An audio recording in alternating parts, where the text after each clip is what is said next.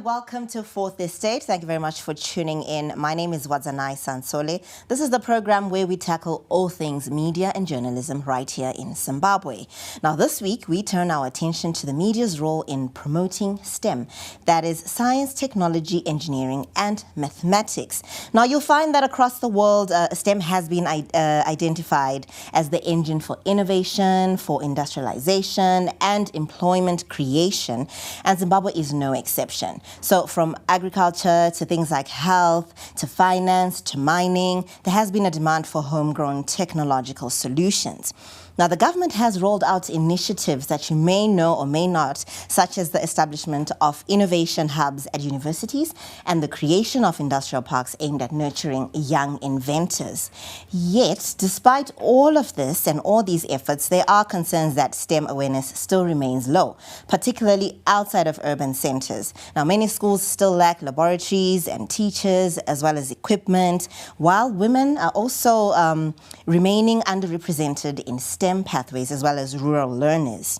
So today we ask, is the media doing enough to simplify STEM for everyday Zimbabweans? Is it elevating innovation as a national conversation that's equal to politics, that's also equal to sport?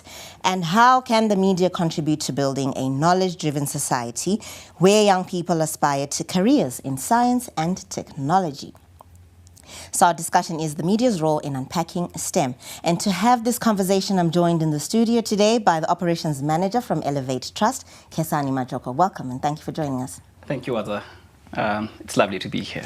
Great, great. So when you hear the word STEM, a lot of people get vexed and they actually don't know what that is. If you could just start by simplifying what that actually is for our viewers. So I like how you broke it down: science, technology, engineering, and mathematics.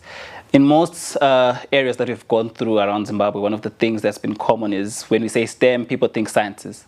So I actually represent the M in STEM, the mathematics, and I think to break it down, to make it a bit more simpler for the everyday user, STEM is basically looking at how we can look at daily problems and solve them using everything around us. So it's your creativity in innovation and solution bringing to the day-to-day problems that we have. Okay.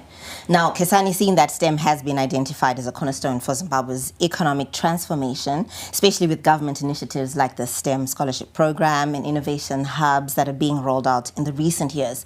Yeah. In your assessment, Kesani, how effectively has the media championed STEM awareness?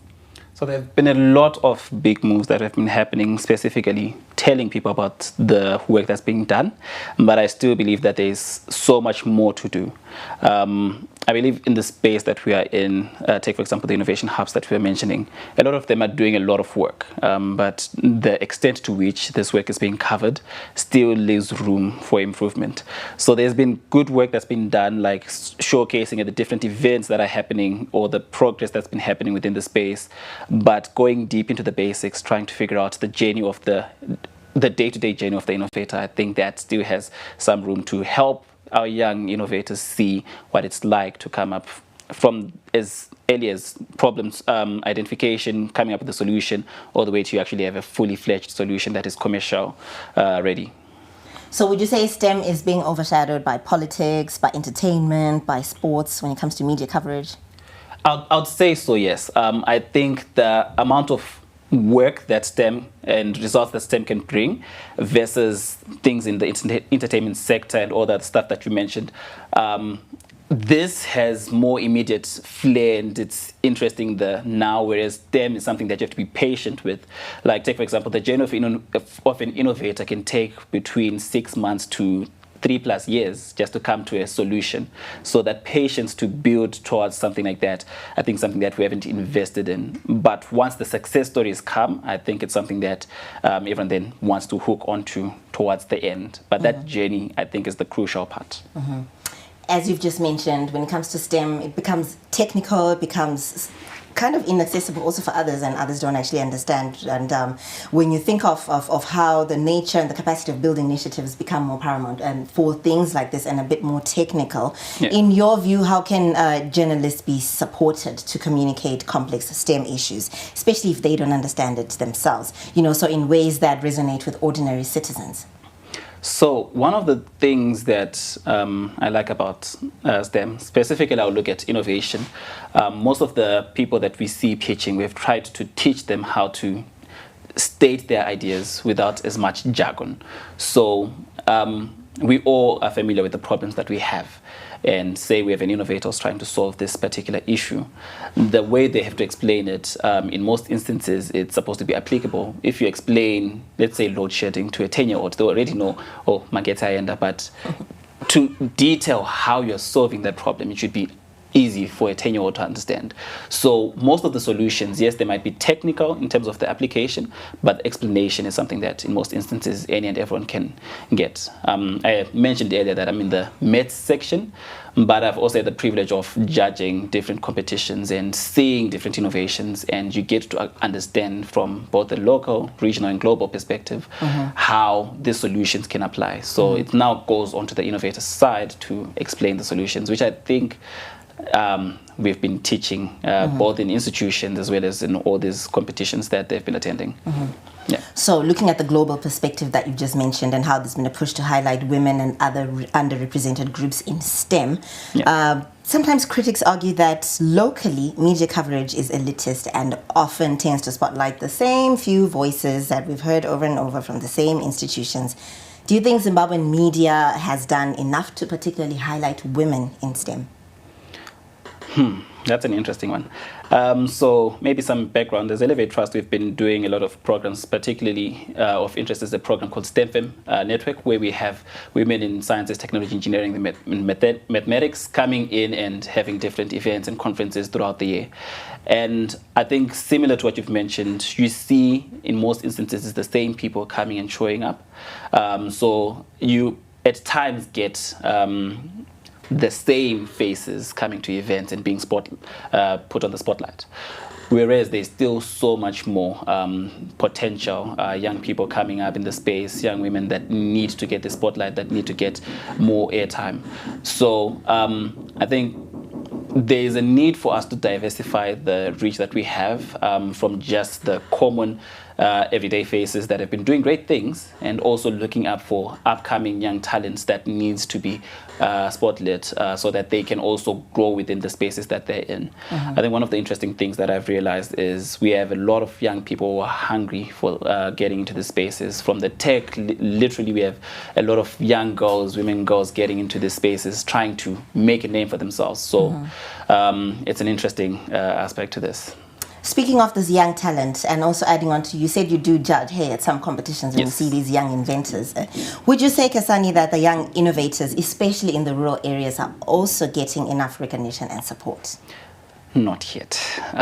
We do have a lot of work that needs to be done to spotlight the young people, specifically how they're looking at these solutions. I think one of the interesting things I've seen is their way of looking at problems. So in STEM, let me just use specific laws in science. I've seen innovators talking about perpetual motion, which as a subject, if you take it to STEM enthusiasts, they'll be like, it's something that doesn't exist.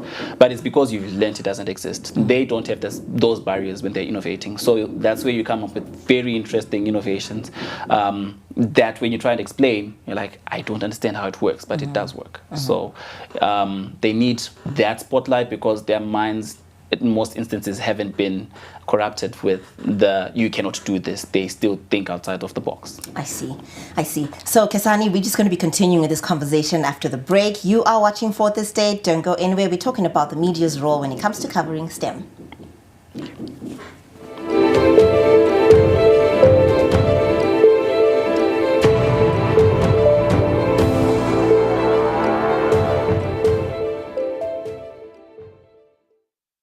Didn't graduate. I guess I blew it. You couldn't advise him anything. He would just look at you and say, so who do you think you are? We were just like really spoiled. And then they just give me the receipt and I'd pay. That guy walks in one day and then he says that he wants to make a movie. He was blowing the money. There was just like this habit that he had where as soon as he got money, it was gone. I just didn't have the skills or the experience. This money, I could see it disappear so fast.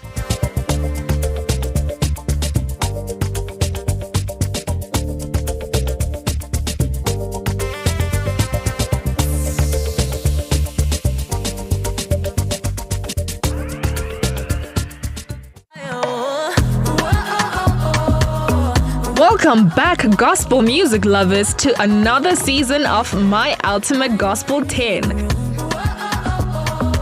Your ultimate destination for soul-stirring melodies and inspirational stories. Might prepare me for a good day. And God is faithful because He's holy. Like, wow, this is beautiful. Each week, they'll be revealing their top 10 gospel songs. Meet Miss Becky K, the dynamic and passionate new presenter for Season 3. If you are ready, let's get into My Ultimate Gospel 10. Premiering soon, only on ZTN Prime. Stay tuned and let the music uplift your soul. The Phoenix Podcast has always brought you the best of the best. I missed on that blessing, but I also regained it in some way. In seasons 1 and 2, we introduced you to the industry's brightest stars, the ones at the top of their game, the creme de la creme. But season 3 promises to be even more exciting. We're bringing you even more fascinating guests, including the renowned farmer, Patrick Matadi.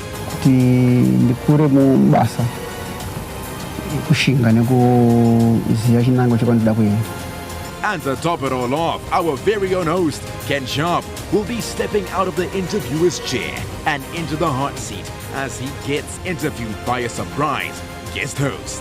From the boss, we've been beaten, but we're not beaten yet. We can still rise. Konapo Ipapo by ZTN Prime, DSTV channel 294, the place to be.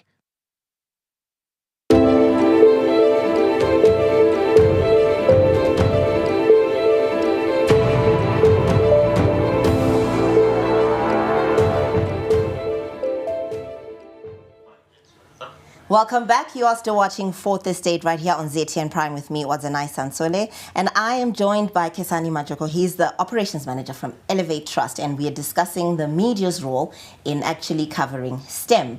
Now, before the break, we were breaking down what STEM is and just demystifying that it doesn't have to be a boring subject, that is something that can be accessible for everyone and anyone. Can you talk to me, Kesani, about the innovation space in Zimbabwe right now? Are we ready to compete at an international level?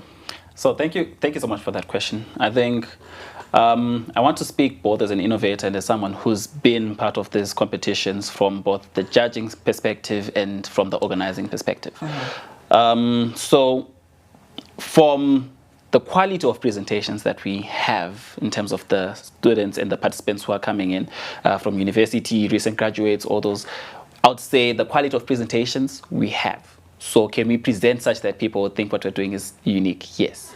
Now, when we go down from an organizing perspective to the solutions that we're actually doing, I think there's still room for improvement.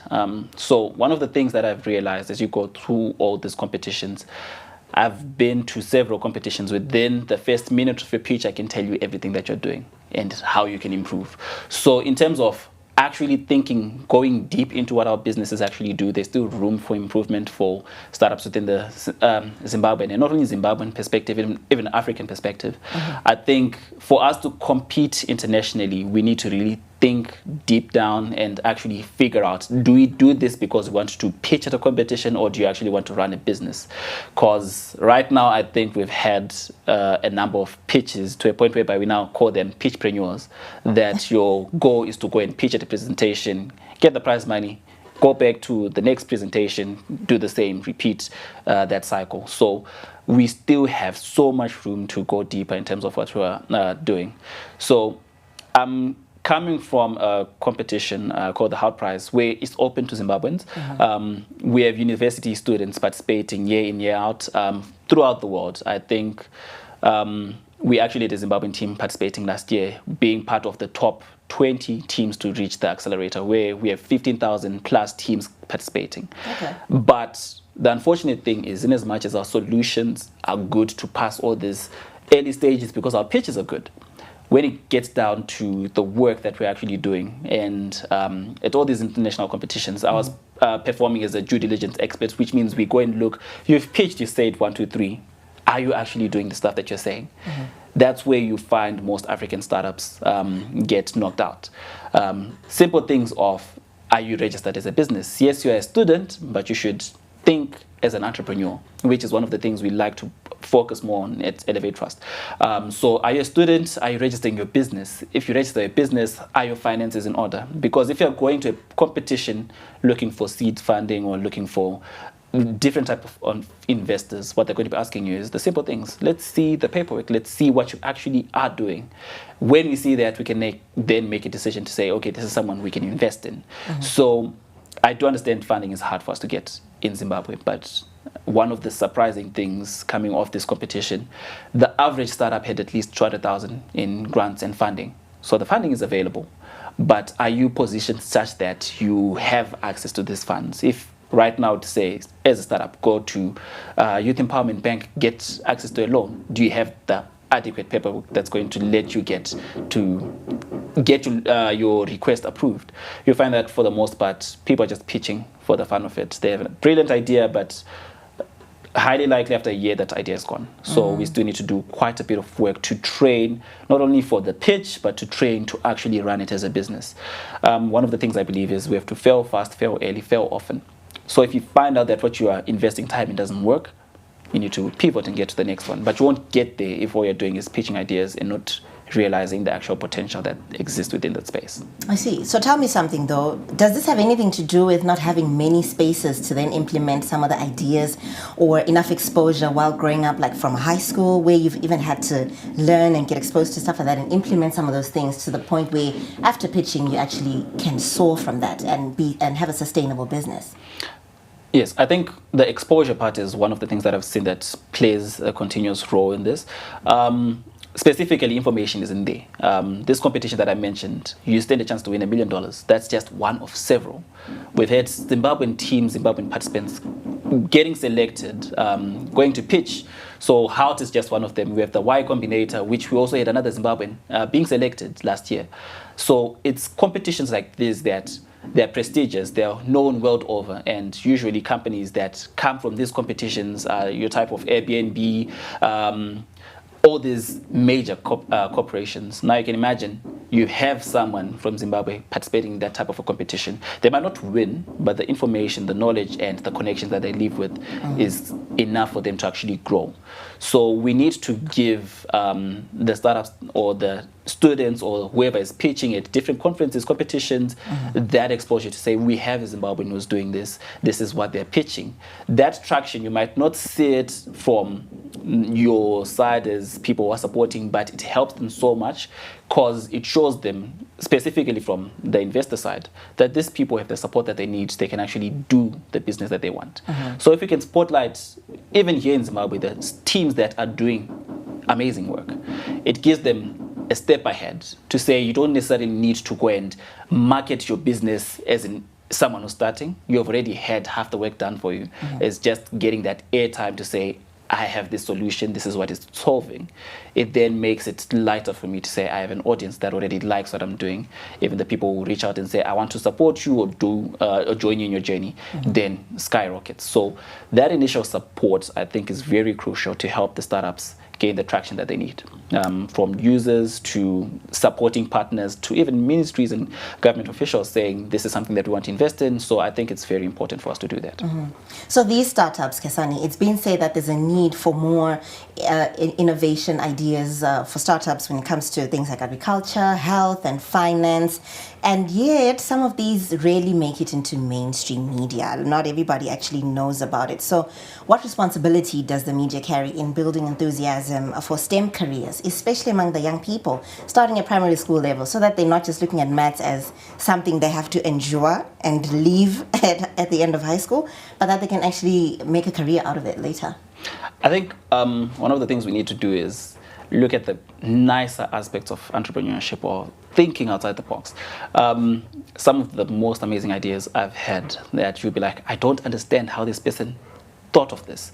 Something that you think is so niche, but when you look at it, it can actually apply at a broader scale. So we need to spotlight more of these unique solutions. And I like the work that some of the organizations in Zim are doing. Take, for example, Potras, recently working on innovations within the space, where they highlight innovators within the telecommunications, energy, and agricultural sector to grow that space. So we have different people coming from those sectors innovating towards a better future for Zimbabwe. And some of the solutions that I've been seeing there, I think, are quite amazing. And not only there, we have a lot of institutions that are working within the spaces. And I think it would be nice to have a segment where we can just see the solutions that are coming out of these spaces. Yeah. Okay, so a common critique is that universities are producing STEM students and graduates that are not aligned with industry needs. How can Zimbabwe strengthen the link between academia, between the industry, and then the government as well, to ensure that STEM education directly responds to national development challenges? I think there's a need for us to really look at how we can integrate public-private partnerships into our day-to-day work.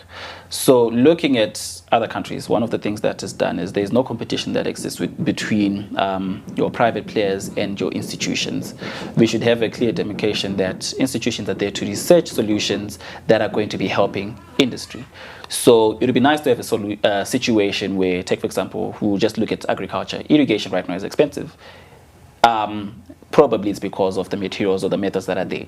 But I'm sure if we did a challenge where we do a hackathon and then have a university specifically come up with solutions, we can find, I am guaranteed, we can find a solution of making it cheaper. Definitely we can cut probably a third of the cost by just having minds of all these students. Again, because as industry specialists, you are sometimes limited within the box of what you've been doing on a day-to-day basis, to a point where you forget to think outside the box. Whereas as a student, they don't have those limitations. To them, it's a new challenge. It might be as small as you get recognition of you came up with this solution. It is something that's going to make industries millions of dollars. As the participants that get this, they can be coming in, say, for a specific prize money. They can be interns that then get to work and make sure that this solution comes through. So there's so many solutions to help industry and universities integrate. And I think the key role that ministries play, or rather government plays, is it can convene these people and make sure that this framework happens. And I think a lot of work has been happening to that regard with your Minister of Higher and Tertiary Education, helping bring these partners together. I think we've had at ZITF 3 conferences over the last 3 years. We call it the Business Indaba, where we help bring these people to the same place. One of the things that we've been trying to do is to get, we have one specialist who formed hubs throughout South Africa, who's Zimbabwean, by the way, who's come a couple of times and has helped chair this specific business indaba, where we get the industries, where we get government, where we get universities to say, here's what we have, how can we actually create solutions? So the players are there. We need to keep continuously having those meetings, having that discourse, and making sure that the challenges for students and universities to solve are there. And I think one of the major hurdles that we have right now is when we're looking at IP, to say, after a university comes with a solution, who owns what? So I think that's one of the most important conversations that we need to have, to say, is the students the owner of the IP? If so, how much do they get? Is the university owning the IP? If so, how much do they get? That's one thing that I think we really need to have serious conversations as a country, to say, our IP laws, how strict are they? How tight do we need to actually enforce them? Because that's one, in as much as it hinders innovation, it's one of the things that we really need to focus on as we're trying to solve this question of innovation within the industry and academia aspects. I see. Now, Kesani, seeing that we live in an era where misinformation is something that can actually be passed around, even in the media sometimes, and sometimes it's specifically around science-related issues, and such as climate change, vaccines, and things like that. So in order for people to not just be gullible for whatever information they get from a reporter, Wadzanai reports on some conspiracy theory she has, and people just take it in, how can the local media ensure accuracy and credibility in STEM reporting while still making it engaging and also accessible? Okay. So there's a catchphrase that we've been using of late, STIs for SDGs. So it's not the usual what we think. I think the first time I saw that, I was like, okay, how is this STI solving SDGs? So that's breaking down is science, technology, and innovation for sustainable development goals. So we've tried to think of UN SDGs that are supposed to be solved by 2030, and we have all these reputable institutions and organizations. Take, for example, all your UN agencies. There's usually a UN agency that is reporting to specific issues. And I think that's usually a credible source of information that can then back the work that is being done. In addition to this, I think we have a lot of institutions and organizations. Take, for example, Zimbabwe Institute of Engineers, OWSD, again, Organization for Women Science Developing, for a Developing World. I think we have a Zimbabwean chapter. These are some of the partners that we work with that also promote this line of work. So it's still something that there are several sources that can then confirm the information. And I think the space of miscommunication and just getting things off social media it's a high risk. But if we follow and spread the information from the right people, I think it's going to help more and more young innovators see where the space is. Yeah. Okay. Now, seeing that STEM is often spoken of as the backbone of industrialization and modern economies, if you could just very quickly tell us, in line with the Zimbabwe National Development Strategy and how it obviously relies heavily on technological advancement and innovation, from your perspective, where does Zimbabwe currently stand in terms of building a STEM culture that can support this vision? Just very quickly. I think it's something that is ongoing, that we need to keep building up. It's lovely to see young people coming in and getting into the space, but I feel like we need to get more information out there about this. I don't know if that answers. Yes, it does. No, even as we go in line with getting information out there, this is also tying to what we're talking about right now, the role of the media. Yeah. As the media, we will pump out information about that in line with STEM and creating more awareness of that. But thank you so much for coming through on Fourth Estate to have this conversation. Thank you for having me. Great. I was joined in the studio by Kesani Majoko, the operations manager from Elevate Trust. My name is Wadzanai Sansole, and we were talking about the media's role in unpacking STEM. Thank you so much for joining us. Pleasant viewing. Thank you.